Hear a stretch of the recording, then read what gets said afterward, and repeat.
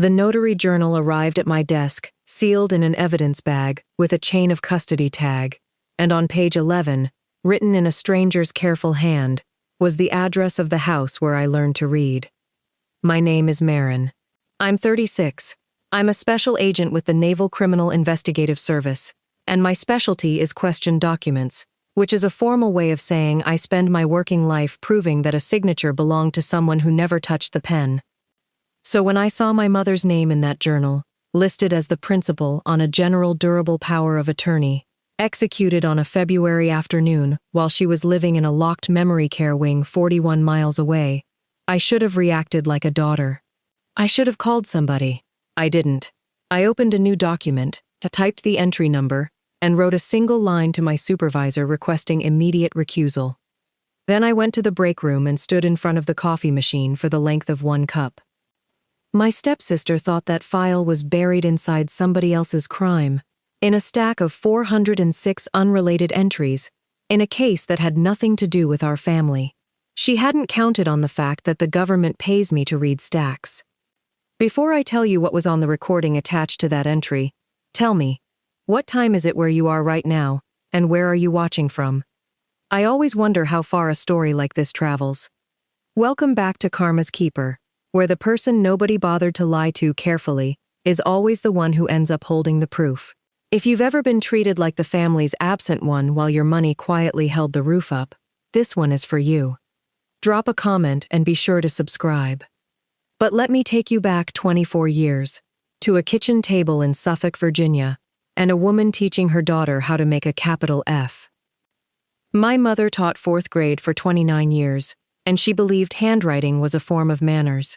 Every evening that fall, she sat me down with a workbook and a pencil sharpened to a point she inspected personally, and we practiced letters until my hand ached.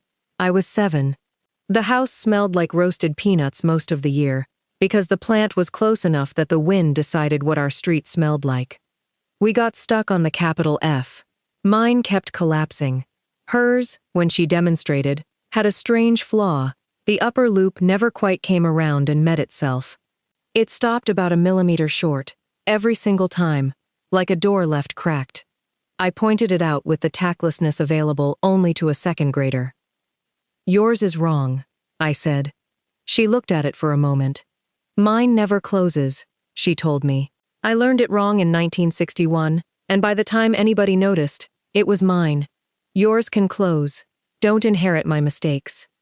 A month later, she wrote out her oyster stew recipe on a lined index card, because I'd asked for it in the specific, urgent way children ask for permanent things, and she signed the bottom. Love. The loop stopped short. I laminated that card at a copy shop when I was 19, and it has lived in the billfold of every wallet I've owned since. It has been through 3 overseas assignments and 1 washing machine. My father left when I was 9, and died in Georgia when I was 11, and I don't have a story about that beyond the facts of it. When I was 12, my mother married Dale, a man who fixed refrigeration units for grocery chains, and who was kind to me in the careful, slightly formal way of someone who did not want to overstep. He came with a daughter 1 year older than me. She moved into the room across the hall in August, with 4 boxes and an attitude I understood immediately, because I had one too. We were never enemies. That's the part people get wrong about families like mine. We were 2 girls assigned to each other by adult decisions, and we divided the territory the way animals do. She took the house. I took everything outside it. She stayed in Suffolk. She got married at 22, had a son at 23, bought a place 11 minutes from our mother's front door, and made herself the center of every holiday, every hospital run, every Tuesday. I went to William and Mary on a scholarship and a job at the dining hall, then to federal service, then to Yokosuka, then to Bahrain, then to Norfolk. 3-year cycles, address changes, time zones where the phone call home has to be scheduled like a medical procedure. And here's the arithmetic nobody in my family ever did out loud. Over 9 years, I wired home $31,000. A roof after Hurricane Irene took half the shingles. A heat pump. My mother's dental implants, because Dale's insurance covered the extraction but not the replacement, and she'd stopped smiling in photographs. I never mentioned any of it. I thought not mentioning it was the classy thing to do. I have since revised that opinion. What I got in return was a role, and the role was the one who isn't here. You have to understand how gently a family assigns you a part. Nobody sits you down. It happens in the way people describe you to other people when you're standing right there. At Dale's funeral in 2019, I stood in the receiving line at a church in Suffolk for 2 hours and shook 140 hands, and at least 9 of those people said some version of the same sentence to me. "It's so good of you to come all this way." As though I were a colleague, as though the man in the casket hadn't taught me to parallel park in a Winn-Dixie lot on a Sunday morning. Afterward, at the reception in the fellowship hall, my stepsister stood by the coffee urn holding a stack of napkins she wasn't distributing, and told a group of Dale's co-workers that she'd been the one at the hospital every night for 6 weeks. That was true. I've never disputed it, and I'm not disputing it now.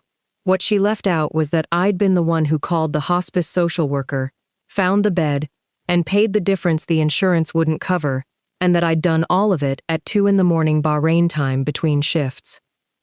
One of the co-workers turned to me kindly and said, "And you flew in for the service? That's a long way." "She does what she can," my stepsister said, before I could answer.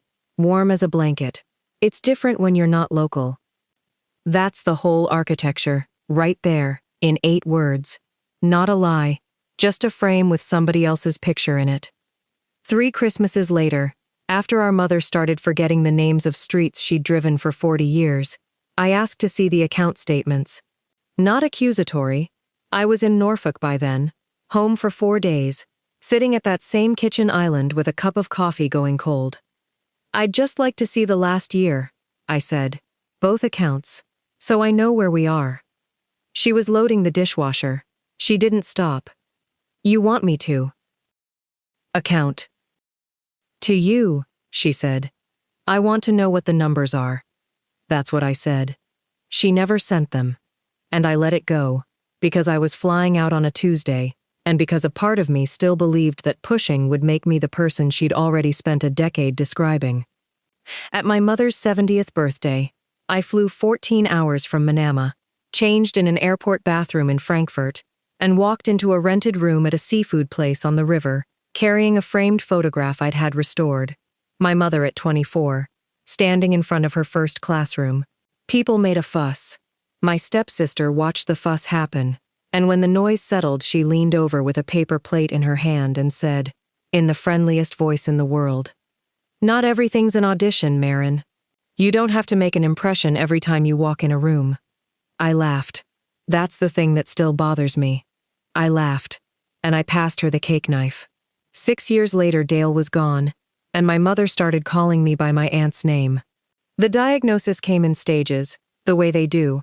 The neurologist's word was vascular. The practical word was that she could no longer be alone with a stove. In April of that year, she moved into a memory care residence in Chesapeake, with a courtyard and a bird feeder and a door that required a code. I flew back for the move. I sat with my mother in her new room for 4 hours, while she asked me the same question about a dog we'd owned in 1998, and I answered it the same way every time, because that's what you do. Before I left, I raised the paperwork. The residence needed a durable power of attorney on file. I said I'd handle it. I told my stepsister I could get a proper one drafted, executed, and witnessed while our mother still had capacity, and that we should do it that week, that month, that quarter. She was folding a blanket over the arm of a chair. She didn't look up. "Not everything's an investigation," she said. "Now, if you've ever been the one who sent the money that fixed the roof and then got described at the dinner table as the one who never comes home, drop a comment. Just one word. I want to know I'm not the only one who understands what it feels like to be present in every account statement and absent in every story your family tells about itself." I did get the paperwork done, as it happens. That summer I flew back for 6 days and took my mother to an elder law firm on Granby Street in Norfolk, where an attorney named Yolanda Reyes Prince spent 90 minutes alone with her, asked her a list of questions I wasn't allowed to hear the answers to, and then executed a general durable power of attorney naming me as her agent, with a successor named after that. 2 witnesses, a notary in the room. My mother signed it at 2:47 in the afternoon with a pen she complained about. I watched her write her name. The tremor was already there by then, an essential tremor she'd had since her 60s, which puts a specific stutter into a line, a tiny tooth pattern that a person cannot fake and cannot suppress. And the F, of course. The loop stopped short. I scanned that document into 3 places and did not think about it again for 18 months, because there was nothing to think about. That is the honest failure at the center of this story. I secured the authority, and then I went back to work, and I assumed that having the correct paper meant nothing incorrect could exist. The case that changed that had nothing to do with my family at all. Starting the following spring, my office began working a scheme targeting junior enlisted families in the Hampton Roads area. The mechanics don't matter as much as the instrument. Forged special powers of attorney, used to open auto loans and to manipulate dependent claims. Somebody was manufacturing consent on paper and selling it. 11 victims that we knew of, probably more. Every one of those forged instruments had been notarized remotely. A webcam session, an ID scan, a set of knowledge-based questions pulled from a credit file. Same notary each time. A woman commissioned in Newport News who advertised on 3 different freelance platforms and charged $25 a signature. In October, we served process for her electronic journal and the audio-visual recordings she was required to retain. It came back as a spreadsheet and a folder of video files. 406 entries across 2 years. That kind of review is my whole job. You go line by line. You cross-reference addresses against your known set. You flag anomalies. You note anything where the document type doesn't match the population you'd expect. It is dull, and dullness is where things hide. I was on entry 111 when I stopped. Principal, Francis M. Rhodes. Document type, General Durable Power of Attorney. Address, 211 Wexford Lane, Suffolk, Virginia. I want to describe what happened in my body, because I think people expect a scream and there wasn't one. My hands went cold from the fingertips inward, the way they do in a cold room. My vision did something narrow. I read the date field 4 times. February, 10 months after my mother moved into a residence with a coded door and a bird feeder. I did not open the video file. I want to be very clear about that, because it mattered later. I locked my screen. I walked down the hall to my supervisor's office, a man named Halloran Pruitt, who has been doing this since before I could drive, and who keeps a jar of sunflower seeds on his desk, like it's 1987. I stood in his doorway and said, I have a conflict on the Brill Journal. Entry 111. That's my mother's address and my mother's name, and I need to be walled off from this file starting right now. He didn't ask me if I was sure. He asked me if I'd opened anything. I said no. He wrote down the time. Within a week, I was formally recused. The family-adjacent portion was referred out to the Commonwealth's attorney in Suffolk and to the state's elder abuse people, and I was left in the strange position of being the most qualified person in the building to examine a document I was legally forbidden to touch. Hal came and found me in the parking garage 2 days later, which is where he says the things he doesn't say in the building. He had a coffee in each hand and gave me one without asking how I took it. You're going to want to go look at it yourself, he said. I know. You're going to tell yourself you're better at it than whoever they assign. He tipped his cup toward me. You probably are. Do it anyway, and every hour of your life for the next 4 years belongs to a defense attorney. I told him I understood the rules. He said the rules weren't what he was worried about, and then he said the thing I've turned over probably 300 times since. You've spent 19 years proving strangers didn't sign things. This one, you're going to want to be wrong about. He was right. I did want to be wrong. That's the part I'd ask you to hold on to, because from the outside this looks like a woman with a badge running an operation on her own family, and it wasn't that. For 6 weeks I built alternative explanations the way you'd build a shelter out of nothing. Maybe our mother had a lucid stretch and executed it knowingly. Maybe the residence's own social worker had walked her through it. Maybe the address in that journal was a transcription error, and the whole thing would dissolve. I wanted the version where my stepsister was tired and overwhelmed, and had cut a corner she'd have uncut if anyone had offered to help. I would have accepted that. I would have paid to make it disappear, and I'd have called it a Christmas gift. I want to be honest about why. It wasn't loyalty, and it wasn't love, exactly. It was that if the document was real, then I had a stepsister who'd made a bad decision. And if it was forged, then I'd been sitting inside a story for 11 years in which I was cast as the absent one, and the only reason that casting worked was that somebody needed me far enough away not to look at the mail. So I stopped being an agent about it. I became a daughter, with a valid power of attorney, and a very good lawyer. Yolanda got the loan file. As my mother's actual agent, I had the standing to demand it, and lenders do not enjoy that letter arriving on law firm letterhead. 9 days later, a courier delivered a box. I read it at my kitchen counter on a Sunday with the radio off. A cash-out refinance on the property, closed in February, originated through a broker in Virginia Beach. The settlement statement showed proceeds to the borrower of $138,000, wired to an account I did not recognize. The signature block on the deed of trust read, Francis M. Rhodes, by Chelsea A. Rhodes, attorney-in-fact.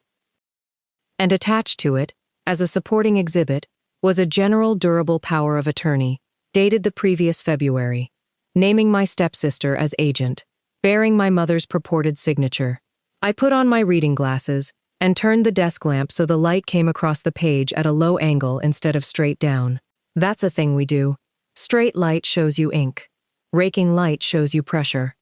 3 things were wrong, and I'll give them to you in the order I found them, because the order is how I knew this wasn't a mistake. First, the line quality. My mother's hand had that tremor, the small serrations, the hesitation at the direction changes. This signature was smooth, confident, written at speed by someone whose nervous system was 30 years younger. Second, the F. The upper loop came all the way around and closed. I sat with that one. I got my wallet off the counter and slid out a laminated index card that has been in my pocket on 4 continents, and I put it next to the exhibit, and there it was. A recipe for oyster stew, a signature at the bottom, and a door left cracked open a millimeter, the way it had been left open since 1961. Third, and this is the one that ended it. Behind the signature page, the closing packet included a blank separator sheet that had been scanned along with everything else. When I tilted it under the raking light, I could see the indentations. 4 practice signatures, pressed hard enough to travel through the sheet above. Francis M. Rhodes. Francis M. Rhodes. Francis M. Rhodes. Francis M. Rhodes. Somebody had rehearsed my mother's name 4 times and then scanned the evidence of it into a permanent federal adjacent record, because they didn't know that paper remembers what's written on the page above it. I'm sure there are attorneys watching this who could explain the mechanics of avoidable deed of trust and a title insurer's claim process far better than I can. I only know the paper side. But I knew enough that night. There was a 4th thing, and it wasn't a document. Listed in the witness block was my stepsister's son, 20 years old, a name I'd put birthday money in envelopes for since he was in a car seat. He'd been at Virginia Tech that February, 230 miles away. I knew because I'd sent him a text about his midterms, and he'd replied with a photograph of a dining hall omelet. I took the box to Granby Street on a Thursday. Yolanda has an office with bad carpet and a window that looks at a parking deck, and she read for 40 minutes without saying anything while I sat there listening to a radiator. When she finished, she took her glasses off and rubbed the bridge of her nose. "You know what this is," she said. "I do. Say it out loud anyway. People do better when they've said it out loud." So I said it out loud in a room with bad carpet, and my voice did something on the second half of the sentence that I wasn't expecting and didn't appreciate. Then we talked about sequence. She wanted the referral filed, the affidavit signed, the lender put on notice, all of it in a specific order, none of it dramatic, all of it on paper. She told me the process would take a year minimum, and that nothing about it required me to ever be in a room with my stepsister again. "You don't have to attend anything," she said. "This works whether you show up or not." I sat with that for 6 weeks. Here's where I landed, and I'll own it. 14 people were going to hear a version of this eventually. From a court date, from a rumor, from Aunt Deb's phone tree. In that version, I would be the federal agent who came home and destroyed a family with paperwork, and my stepsister would be the exhausted daughter who'd gotten confused about a form. That story writes itself, and it writes itself in my absence, because my absence is the only thing everyone in that family already agrees on. The one thing I had that a court date didn't was the room. The actual room, with the actual people. At the actual moment she reached out her hand and asked me for money one more time. I stopped feeling anything about it around the second week of December. What replaced it was the flat, cold, procedural quiet I get about 11 minutes into any examination. The state where you're not looking for what you hope is there anymore. You're just recording what is. If you've ever laid two versions of the same thing side by side and understood in 1 second that the last several years of your life had been furniture in someone else's story, stay with me. Subscribe, because you'll want to see how this lands. But tell me, would you have called her that night and given her the chance to explain it privately? Or would you have said nothing and waited until she was standing in a room full of people who trusted her? What I decided in the time it takes to rinse a coffee cup. Christmas Eve was at my stepsister's house, the way it had been for 11 years. 14 people, counting the toddler. I told her I'd come, and I told her I'd bring the ham, and both of those things were true. I drove down from Norfolk on the 24th, with a spiral ham in a cooler, and a manila folder in a leather portfolio in the trunk, and I stopped once, at a rest area near the water, to sit in the car and decide again. I want you to know that I decided again. It wasn't momentum. It was a choice I made twice. Her house is one of those open-plan builds where the kitchen island is the stage and the great room is the audience. The tree was real, and too big for the ceiling, bent at the top. There were 40 or 50 of those small framed family photographs on the console table by the stairs, and I noticed, the way you notice things when your professional life is noticing things, that in every single one my mother was seated, and my stepsister was standing behind her with a hand on her shoulder. She'd hired help for the evening, a girl named Ivy, 19, in a black polo 2 sizes too big, who was running plates and refilling water and being spoken to like furniture. She refilled my glass twice without being asked. I said thank you both times, and she looked surprised both times.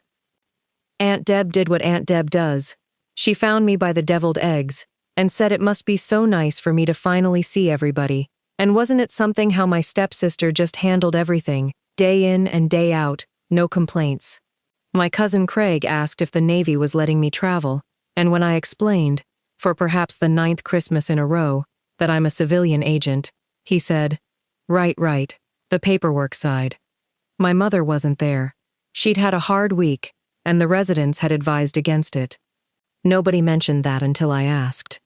Dinner ran long.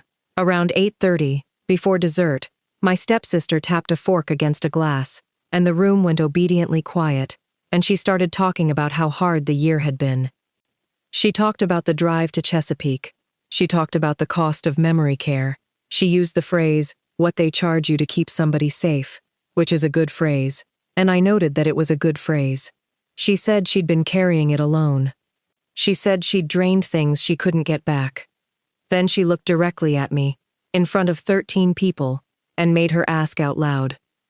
So I need everybody to start contributing, especially the people who haven't been here. Maren, $900 a month is what I need from you. I don't think that's unreasonable for someone with a federal salary and no kids. Her husband looked at the table. Aunt Deb made a small approving noise. Somebody's chair creaked. I let the silence run. I'm going to tell you exactly how long, because I counted, the way I count everything. 9 seconds. In those 9 seconds the refrigerator cycled on, the toddler dropped a fork, and Ivy stopped moving in the doorway with a stack of plates against her hip. I said, I brought something. I went to the front hall, got the portfolio, came back, and cleared a space on the table by moving a bowl of clementines. I laid down 2 documents, side by side, and I turned them so they faced her. Then I put the index card between them. That one, I said, touching the left, is the durable power of attorney Mom signed in Norfolk on a Tuesday in July, with a lawyer, 2 witnesses, and a notary in the room. That one is the one filed with your refinance in February, and that's the oyster stew recipe. Nobody moved. Her husband leaned in before he could stop himself. I'm not going to explain what I do for a living again, I said. So I'll just ask you one thing. Look at the capital F on all 3.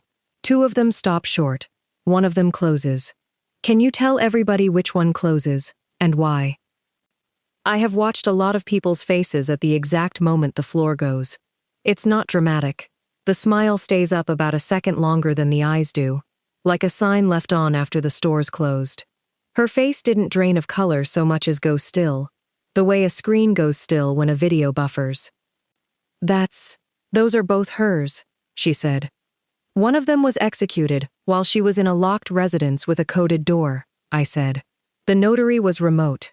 The session was recorded. I haven't watched it. I'm not allowed to. Somebody else will. She reached for the papers. I put 2 fingers on the corner of the left one. Not fast. Not hard. Those are certified copies, I said. The originals are with my attorney and the Commonwealth's attorney's office in Suffolk. That's when she started swinging, and she swung in the order people always swing in. First, grief. She said I had no idea what this year had cost her, that I'd been in Bahrain, that I'd been in Norfolk, that I'd been anywhere but here. Second, technicality. She said she'd had verbal authority, that our mother had wanted her to handle things, that the paperwork was just catching up to what everybody already knew. Third, alliance. She turned to Aunt Deb and said, Tell her what I've done for that woman. Aunt Deb looked at the table. Fourth, the accusation. She said the money was for care. She said every dollar went to care. And that's the only moment I raised anything, and what I raised was 1 eyebrow. The residence bills me, I said. It has billed me since April of last year. I set up the payment before I flew back to Norfolk. I have 20 months of statements. Her son stood up. He didn't say anything at first. He walked around the table, looked at the witness block on the February document, and put his finger on his own name. I was at school, he said. His voice was doing something it had no control over. Mom, I was at school. I have thought about that moment more than any other, and what I keep landing on is that I did not plan for it. I knew he hadn't been there. I did not know he'd find it himself in a room full of his relatives, at 20 years old, 3 feet from a Christmas tree. Nobody spoke. Ivy set the stack of plates down on the counter very quietly and stayed exactly where she was, and when I looked over, she gave me a small nod. The kind you give someone across a room when you have understood the entire situation and have no standing to say so. If you've ever sat in a room where 14 people stopped talking at the same moment and the silence itself became the verdict nobody was willing to say out loud, hit subscribe or share this with someone who needs to hear it. You'll want to hear what happened next. I left before dessert. I took the ham with me, which I realize is a small and slightly petty detail, but it was mine, and I'd paid for it, and it went in the cooler. I drove 20 minutes to a gas station off the highway and sat in the lot with the engine running and the heat on. I got the card out of my wallet and held it under the dome light. Oyster stew, 3 tablespoons of butter, a door left open a millimeter since 1961. I didn't feel victorious. I didn't feel settled. I felt like someone who had just successfully performed a procedure on her own family and now had to drive home in the same car she'd driven down in. Here's what happened over the following 14 months, stated plainly, because none of it deserves a flourish. The notary lost her commission in March and was later charged federally in the case I'm not going to talk about. The refinance became a matter between the lender, the title insurer, and my mother's estate, and I'll say only that a deed of trust obtained through a forged instrument does not enjoy the protection people assume it does. My stepsister was indicted in Suffolk on forgery and on financial exploitation of an incapacitated adult, she pleaded. The restitution order runs longer than her sentence did. Her husband moved out in the spring. He'd known enough to look at the table on Christmas Eve, which is its own kind of answer. The property sold in September. Not to punish anyone, because my mother's care costs what it costs, and because a house that's been used as an instrument is not a home anymore, it's an exhibit. I drove out the week before closing and walked through it alone with the electricity already off. The kitchen table was gone. The door frame by the pantry still had the pencil marks, 4 of them, 2 heights each, from a summer when 2 12-year-olds who didn't like each other very much stood back to back and let a stepfather settle the argument. I photographed the door frame and left everything else. Aunt Deb called me in October. She wanted to talk about how none of us really knew the whole story, and how families have to move forward. I told her I'd be glad to see her, that I'd drive down, that I'd buy lunch. I also told her I wouldn't be discussing the accounting with anyone who hadn't read it. She hasn't called back. That's a real cost, and I'm not going to pretend it isn't. My mother, to the extent she has any relationship with these events, does not. She asks about a dog we owned in 1998. I answer the same way every time. Sometimes I wonder whether I should have called my stepsister that night in October and given her a chance to come forward on her own. It would have been kinder. It might have been smarter. But there were 11 other families in that journal who never got a private phone call from anybody, and I couldn't build a rule for myself that I wouldn't have applied to them. The one good thing came on the 3rd of January. Her son texted me at 11:40 at night. I never signed that. I don't know who I'm supposed to tell, but I want to tell them. I told him to call the lawyer, not me, and I gave him the number, and then I sat on the edge of my bed for a while. He made the call. He gave the statement. It cost him his mother, and he did it anyway, and he was 20. I paid for his spring semester and the one after it. I did not pay for his mother's defense, and she asked, through a cousin, twice. What I offered instead was this.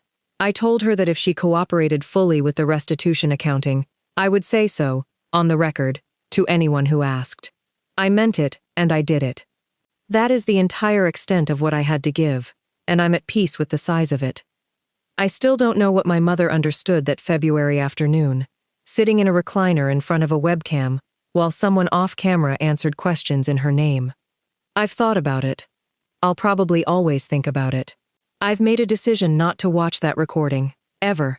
And some days that decision feels like mercy, and some days it feels like cowardice. Here's what 19 years of looking at documents taught me, and it took my own family to make me believe it. People don't get caught because they're careless with the big things. They're never careless with the big things. They get caught because they can't imagine that the small things are keeping a record. The blank page underneath. The tremor in a line. The one letter your mother taught wrong in 1961 and never fixed. That's my story. The recipe card is back in my wallet. I have not made the stew. I'll make it eventually, when the making of it is about her and not about February. And now, if you're watching this, I want to ask you something. If you had found that document, knowing what it would do to a 20-year-old kid, knowing it would end Christmas permanently, would you have laid it on the table in front of everyone? Or would you have handed it to a lawyer and never said a word at that dinner at all? If this story stayed with you, drop a comment.